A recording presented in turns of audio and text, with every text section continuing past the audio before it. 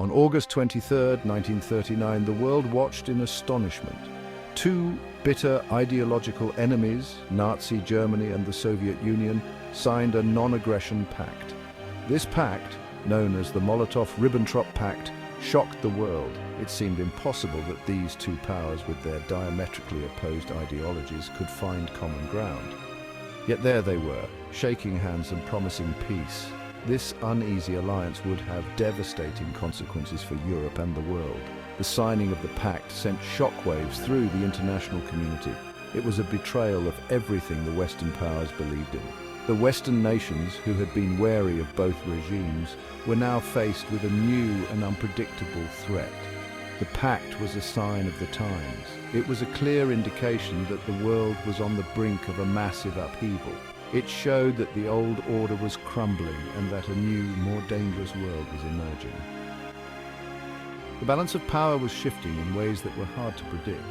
The pact was a triumph of realpolitik. It was a cold, calculated move by both leaders. Both Hitler and Stalin were driven by their own selfish interests. They saw an opportunity to further their own agendas. They were both willing to make a deal with the devil to achieve their goals. This unholy alliance was a means to an end for both dictators. The Nazi-Soviet pact was a key turning point in the events leading up to World War II. It set the stage for the conflict that would engulf the world. It paved the way for Hitler's invasion of Poland and the start of the deadliest conflict in human history. The world would never be the same again. To understand the pact, we must delve into the motivations of the players involved, examining the intricate web of ambitions and fears that drove their actions. Nazi Germany, under Adolf Hitler's iron fist, had been steadily rising in power throughout the 1930s, fueled by a fervent and dangerous ideology. Hitler's ideology, a toxic mix of nationalism, anti-Semitism, and a lust for territorial expansion, had taken root in Germany, spreading like wildfire among the populace. The Nazis believed in the superiority of the Aryan race and the need for Lebensraum, or living space, for the German people, which they deemed essential for their survival and prosperity. This belief fueled their aggressive foreign policy, pushing them towards a path of relentless expansion and conquest.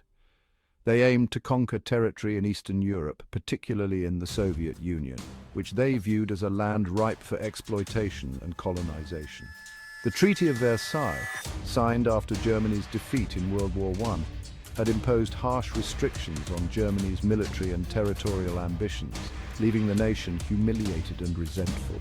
Hitler was determined to overturn this treaty and restore Germany to its former glory, a vision that resonated deeply with many Germans.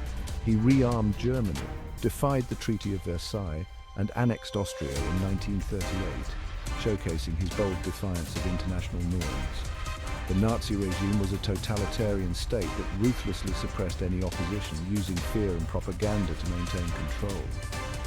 Hitler's grip on power was absolute, with his image omnipresent in German society. He controlled all aspects of German society, from the media to the education system, ensuring that his ideology permeated every facet of life.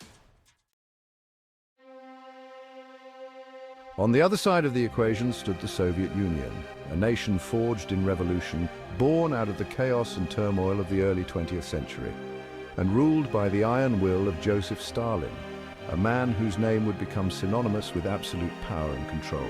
Recovering from a brutal civil war and grappling with the challenges of rapid industrialization, the Soviet Union was a land of contradictions, where progress and suffering walked hand in hand. Stalin's policy of collectivization aimed at modernizing Soviet agriculture had resulted in widespread famine and social upheaval, leaving millions of peasants in dire straits. His paranoia and ruthlessness led to the Great Purge, a period of intense political repression that saw millions of people killed or imprisoned as Stalin sought to eliminate any perceived threats to his rule. Despite its internal struggles, the Soviet Union was a major military power, boasting a formidable army and an ever-growing arsenal of weapons. It had a vast territory and a large population, stretching from the plains of Eastern Europe to the icy expanses of Siberia. Stalin was determined to strengthen the Soviet Union's position on the world stage, using both diplomacy and force to achieve his goals. He also harbored his own expansionist ambitions in Eastern Europe, seeking to extend Soviet influence and control over neighboring countries. The Soviet Union was officially committed to a policy of promoting global communist revolutions, spreading its ideology far and wide. However, Stalin was also a pragmatist, understanding the complexities of international politics. He was willing to make deals with capitalist powers if it served his interests, balancing ideology with realpolitik. He saw the rise of Nazi Germany as a threat, but also as an opportunity, a chance to maneuver and strengthen his own position in the global arena.